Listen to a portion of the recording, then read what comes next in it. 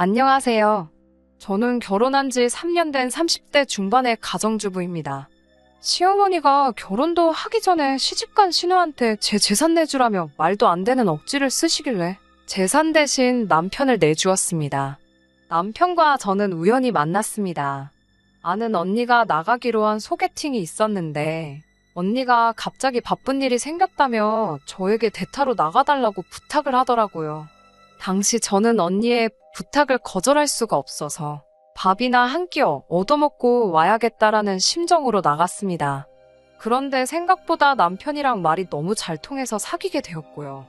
당시 남편은 중소기업을 다니는 평범한 회사원이었고 저는 콜센터 상담사로 일하고 있었습니다. 둘이 합쳐 한 달에 500 정도를 벌었기에 결혼 이야기가 나왔을 때 같이 먹고 살기에 무리는 없지 않을 거라 생각했습니다. 저 같은 경우 친정 부모님이 결혼을 하게 되면 5천만 원 정도 지원을 해주신다고도 했었고 모아둔 돈도 조금 있었거든요. 하지만 막상 먼저 결혼 이야기를 꺼냈던 남편의 경제적 상황을 짚어보니 한숨밖에 나오지 않았습니다. 모아둔 돈은 2천만 원이 전부였고 시댁에서는 아직 대학교 졸업도 안 한 신우와 당신들 노후가 불안해서 맏아들인 남편이 장가를 간다는데도 한 푼도 보태줄 수 없다고 하셨습니다. 사귄 지 1년도 되지 않아 결혼을 약속한 마당에 시댁에서 그렇게 나오니 이 결혼을 하는 게 맞는 건가라는 고민을 하게 되더라고요. 친한 언니에게 어찌하면 좋겠냐고 털어놓으니 오히려 시댁에서 아무런 도움도 받지 않으면 나중에 혹시나 시댁에서 무리한 요구를 해와도 떳떳할 수 있다고 조언을 해줬습니다. 일리가 있는 말처럼 들렸어요. 물론 친정부모님도 이 상황을 아시고는 이 결혼은 안 하는 게 좋겠다고 말씀하셨습니다. 저는 돈이라는 게 있다가도 없는 거고 없다가도 있는 거 아니냐며 며칠 동안이나 친정부모님을 설득해야만 했어요. 그렇게 어려움을 이겨내고 남편과 저는 서로에 대한 믿음과 사랑으로 결혼을 하게 되었습니다. 사실 결혼식을 준비하는 과정 또한 순탄치만은 않았습니다. 집을 알아보는데 매물도 많이 없고 집값도 많이 올라 엄두가 안 나더라고요. 남편과 제가 며칠 동안 머리를 맞대고 고민해봐도 빠듯한 예산으로 매매는커녕 전세도 쉽지 않았거든요. 결국 저희는 제대로 된 집을 사기 전까지는 가전제품이 풀옵션으로 갖춰진 오피스텔에서 살기로 했습니다. 13평 남짓한 원룸이 전부였지만 신혼이니까 견딜 수 있겠다는 자신감이 있었네요. 결혼식을 며칠 앞둔 어느 날이었습니다. 하루는 일을 마치고 집으로 가려는데 시어머니께서 전화를 해오셨습니다. 시간 되면 시댁에 잠깐 들렸다 가라고 하시더라고요. 참고로 제가 일하는 직장과 시댁은 지하철로 30분 정도 걸리는 거리입니다. 저는 알겠다 하고 남편에게 전화를 걸어 지금 당신네 집에 가는데 당신도 있는 거 맞냐고 물었어요. 그러자 남편은 오늘 야근이라며 시어머니께서 왜 저를 부르시는지 짐작가는 바가 없다고 하더군요. 남편도 없을 거라고 하고 이유도 모른다 하니 얼마나 긴장이 됐는지 모릅니다. 집에 도착했을 때가 7시 반쯤이었는데 시부모님과 신우가 식사를 막 마쳤는지 시어머니께서 식탁을 치우고 계셨습니다. 저에겐 밥 먹었냐 한마디 묻지도 않으시더라고요. 주신다고 해도 자리가 불편해 먹을 생각도 없었습니다만 묻지도 않으시니 마음이 상하긴 했어요. 치우는 걸 도와드려야 하나 잠시 생각했지만 신우도 거실에 누워서 TV 보고 있고 아직 결혼도 안 한 데다가 제가 먹은 식사도 아닌데 제가 부엌에 들어가서 살림에 손을 대는 게 예의가 아닌 것 같기도 했고요. 그래서 약간 마음이 불편하긴 했지만 신우 옆에 가서 앉아 있었습니다. 곧 시어머니가 저를 식탁으로 부르시더니 결혼하면 오피스텔에서 산다는 게 사실이냐고 물으셨습니다. 그럼 혼수는 어떻게 할 거냐고도 물으셨고요. 이때 저는 뭐라도 사주시려고 물어보시는 건가 싶어서 아주 잠깐이지만 기대를 품고 감사함까지 느낄 뻔했습니다. 저희가 이사가려는 오피스텔은 풀옵션이라서 대부분 필요한 게 구비되어 있어 따로 살 건 없을 것 같다고 말씀드렸어요. 그러자 시어머니는 제가 생각지도 못한 말씀을 하셨습니다. 저더러 맏며느리 자리로 시집을 오면서 혼수도 없이 맨몸으로 올 생각인 거냐고 물으셨어요. 순간 제가 벙쪄서 아무 말도 못하고 있으니까 다른 집은 맏며느리가 들어오면 시댁 살림도 바꿔주고 시모밍크에 신우 명품백 사주는 게 기본이라던데? 넌 아무것도 안 할 생각이냐고 물으시는 거예요. 혼수도 없이 시집 오겠다는 걸 보니 한두 개 받는 걸로는 끝나지 않겠다고 하시는데 노골적으로 저한테 못 뜯어가시겠다는 투지까지 보여주시더라고요. 황당하고 어이가 없어서 남편도 저희 집에 맞사위로 장가오는 건데 아무것도 안 해오지 않는다고 말씀드렸어요. 그러자 사위는 백년 손님이란 소리 모르냐고 물으시면서 저더러 말 한마디를 안 잰다고 되바라졌다고 그러셨어요. 저는 일단 아드님하고 이야기를 나눠보시라고 제가 드릴 말씀이 없다고 말씀드리고 자리에서 일어났습니다. 신우는 거실에서 시어머니와 제가 하는 이야기를 엿듣기라도 한 건지 연신대박이라며 저를 어이없다는 눈으로 쳐다보고 있었습니다. 집으로 돌아오는데 생각할수록 괘씸하고 어이가 없더군요. 저는 바로 남편에게 전화를 걸어 방금 있었던 일을 이야기하며 그냥 우리 결혼은 없던 일로 하자고 했습니다. 남편은 시어머니가 그럴 줄은 상상도 못했다며 저에게 미안하다고 했지만 제 머릿속은 온통 헤어져야겠다는 생각뿐이었습니다. 하지만 막상 집에 도착하니 방 안에 쌓여있는 청첩장들이 눈에 들어오더라고요. 벌써 나이가 30을 넘었는데 주변에 파혼했다 소리를 어떻게 하나 싶고 부모님 체면에 제가 먹칠을 하는 것 같아서 죄송스럽고 마음이 복잡했습니다. 그 와중에 남편에게선 미안하다며 자기가 시어머니하고 제대로 단판을 짓겠다고 못 들은 걸로 해달라고 계속해서 전화와 문자가 쏟아졌어요. 결국 저는 남편의 말을 믿어보기로 했어요. 남편이 시어머니를 잘 구워 삶은 건지 시모의 그러한 요구는 결혼식을 올릴 때까지도 더는 별 말씀이 없으셨습니다. 하지만 이내 그 이유를 알게 되었습니다. 결혼식을 올리고 나서 제가 남편에게 모아뒀다던 2천만 원을 달라고 했어요. 집을 구하고 목돈 들어가는 건 일단 제 돈으로 해결을 했고 그 2천으로는 차를 사기로 했었거든요. 그런데 남편이 하루 이틀 차일피일 미루면서 2천만 원을 안 주더라고요.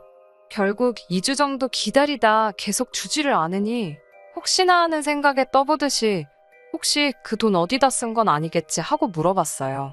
그러자 남편이 전곡을 찔렸는지 축벽거리면서 그게 다 쓴 건 아니고 반만 썼다고 순순히 실토를 하더라고요. 결혼 앞두고 제정신이 박힌 게 아니라면 그 돈 가지고 뻘짓은 하지 않았을 테니 혹시 뭐 주식이나 코인 같은 걸로 돈 조금 불려보려고 했던 거냐고 물어봤어요. 그런데 그런 건 또 아니랍니다.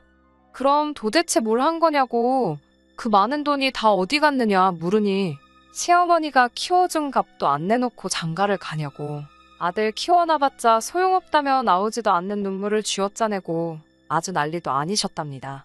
보다 못한 남편이 홧김에 1,000만 원이면 되겠냐고 소리를 질렀더니 시어머니는 자기가 언제 울었냐는 듯이 그거면 되겠다고 지금 보내라고 하셨다 하네요. 남편 말로는 어이도 없고 진짜 치사하고 더러워서 그냥 이걸로 더 이상은 안 해주겠다는 생각으로 줬다는 거예요. 지금이야 아쉽겠지만 이게 더 멀리 보면 사게 먹힐 거라면서 제게 설명하면서요. 터무니없고 황당한 이야기에 기가 다 차더군요. 남편은 제 눈치를 살살 보면서 다시는 저하고 상의 없이 시댁에 금전적인 지원은 하지 않겠다며 믿어달라고 하더군요. 이미 혼인신고까지 다 한마당에 1,000만 원 때문에 갈라서자 할 수도 없고 알겠다고 했습니다. 하지만 생각할수록 속상하고 열받아서 몇 날 며칠 밤잠을 설쳤네요. 게다가 결혼식을 올리고 얼마 지나지 않았을 무렵 남편이 일하던 회사 직원이 공금을 가지고 해외로 도주를 하는 사건이 터졌습니다. 회사는 난리가 났고 남편은 졸지에 직장을 잃었어요. 문제는 그 일로 남편이 큰 충격을 받아서인지 새로운 직장을 알아볼 생각은 안 하고 집에서 술만 먹으며 한 달 가까운 시간을 허비했다는 겁니다. 저는 도저히 그런 남편을 더는 봐줄 수가 없어서 이럴 거면 차라리 같이 장사라도 하자고 했습니다. 저도 매일같이 고객들한테 전화기 너머로 불평불만을 듣는 상담사라는 일에 이골이 난 상태기도 했거든요.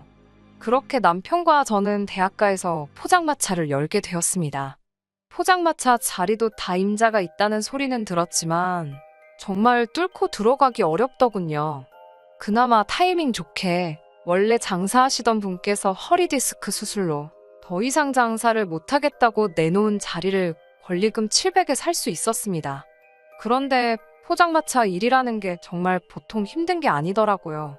저희는 오후 5시부터 장사를 시작했지만 장사 준비는 아침부터 시작해야 했습니다.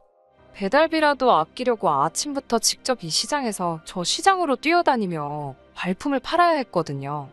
하지만 정작 저를 힘들게 한 건 이런 고된 일정이 아니라 남편의 불성실하고 무책임한 태도였어요.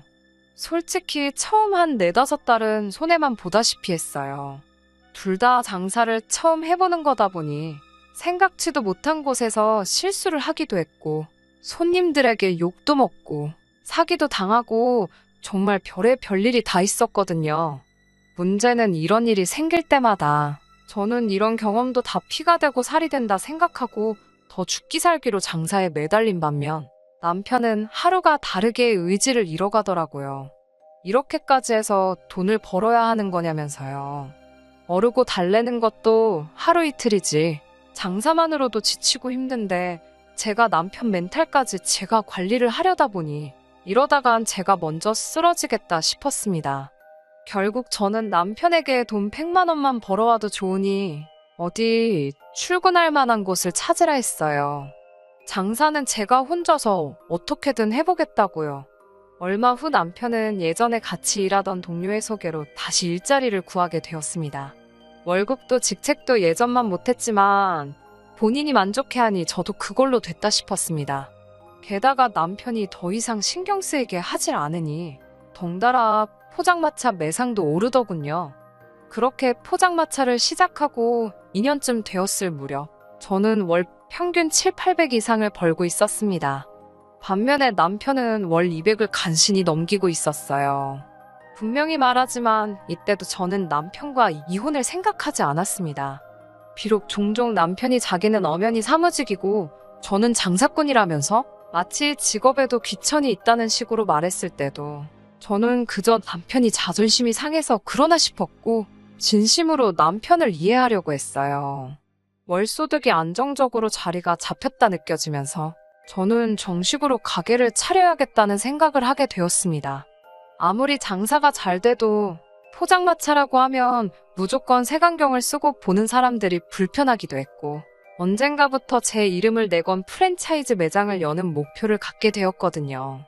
남편에게도 슬슬 포장마차를 접고 가게를 내려고 한다고 이야기를 했어요. 가게를 열고 나면 아이도 갖자고 약속했고요. 남편이나 저나 애를 좋아해서 원래는 결혼하자마자 애를 갖고 싶었는데 그땐 경제적으로도 불안하고 그래서 계속 미루고 있었거든요. 아무튼 며칠 뒤 시어머니에게서 연락이 왔습니다. 언제 한번 밥이나 같이 먹게 남편이랑 시댁에 오라고요. 사실 남편 실직했을 때 제가 시어머니께 한번 하소연을 한 적이 있습니다. 정신 차리라고 따끔하게 한마디라도 해달라고 말이에요. 그런데 시어머니께선 저에게 네 남편이니 네가 간수를 똑바로 해야지. 왜 나한테 와서 떠넘기냐고 하셨어요. 그 말씀에 제가 정말 너무 실망해서 그 이후로는 정말 명절이나 생신 때 아니면 연락 안 하고 지냈습니다. 전화를 받은 주말에 점심 식사를 하러 시댁에 갔습니다. 당시 결혼한 지 햇수로 3년 차였는데 부끄러운 이야기지만 처음으로 시어머니가 차려주시는 밥을 다 먹어봤네요. 도대체 무슨 말씀을 하시려고 이렇게 잘해주시나? 돈이라도 빌려달라고 그러시는 건가?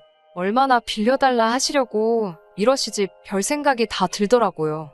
한 500까지는 빌려드려도 되지 않을까 그런 눈치를 보면서 식사를 했습니다.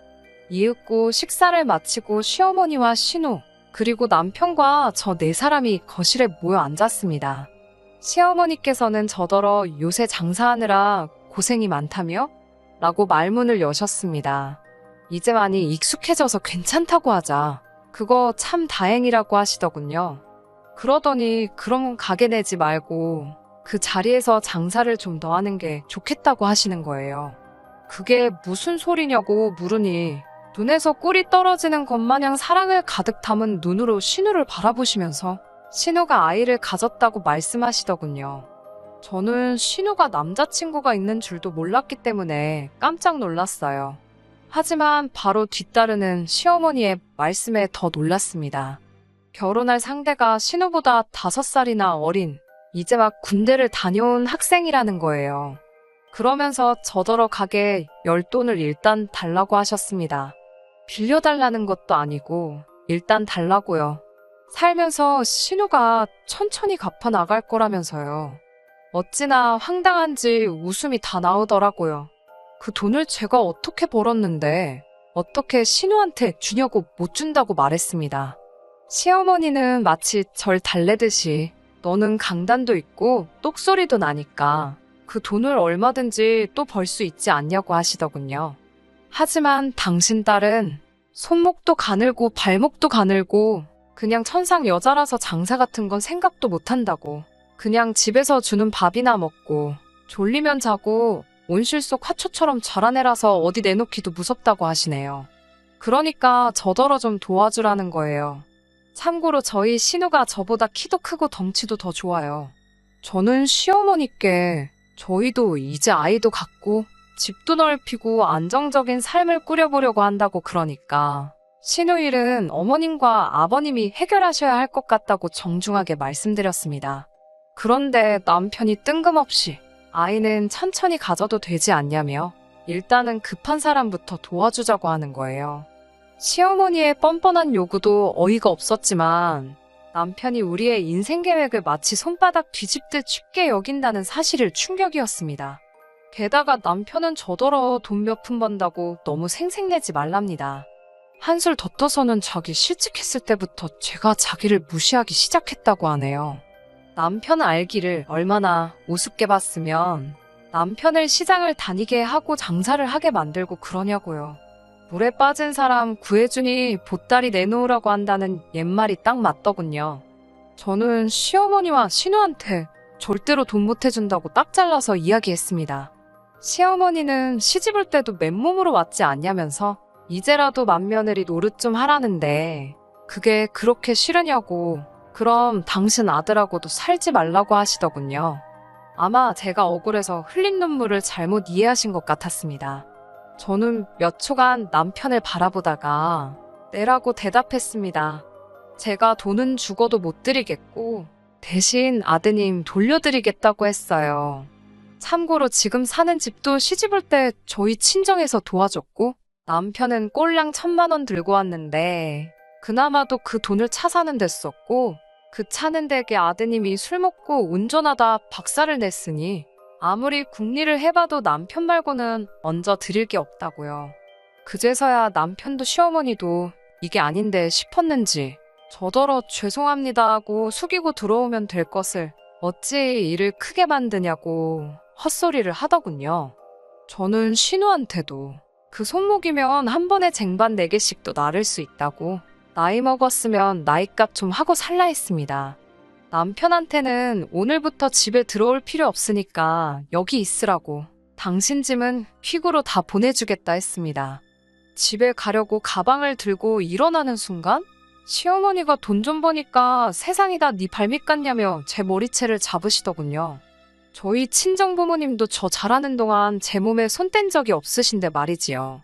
순간 정신이 획 돌아버리는 것 같았어요. 남편이 눈에 들어왔고 손에 들고 있던 핸드백으로 휘둘러 남편을 때렸습니다. 하필이면 그 핸드백이 쇠장식이 엄청 많았는데 그걸로 남편 머리통을 날렸더라고요. 남편이 소리를 꽥 지르면서 쓰러졌어요. 피도 안 나고 욕도 하는 걸 보니 치명타는 아니었나 보더군요. 저는 그 틈을 타서 뒤도 안 돌아보고 그 집을 벗어났습니다. 당연히 얼마 지나지 않아 남편과 시어머니가 번갈아 가면서 전화를 해대더군요. 저는 결국 친정아버지께 연락을 드렸고 친정아버지께서 한달음에 저희 집으로 쫓아오셨습니다. 사실 시어머니께서 혼자셔서 웬만하면 친정아버지가 양쪽 집안일에 나서지 않으셨거든요. 친정아버지가 도착하시고 한 10분도 채 되지 않아서 남편과 시어머니가 현관 비밀번호를 따고 들어왔습니다. 현관 문이 열리면서부터 욕을 내뱉던 두 사람은 저희 친정아버지를 발견하곤 갑자기 합주기가 되더군요. 친정아버지가 평소에도 우리 딸을 이렇게 대한 거냐며 남편 멱살을 잡았습니다. 남편은 깨갱하며 죄송하다는 말만 연신하더군요. 친정아버지는 남편에게 곱게 이혼하고 우리 딸 인생에서 꺼지라고 그러시더군요. 저는 친정아버지의 그런 무서운 모습을 그때 처음 봤는데 정말 든든했습니다.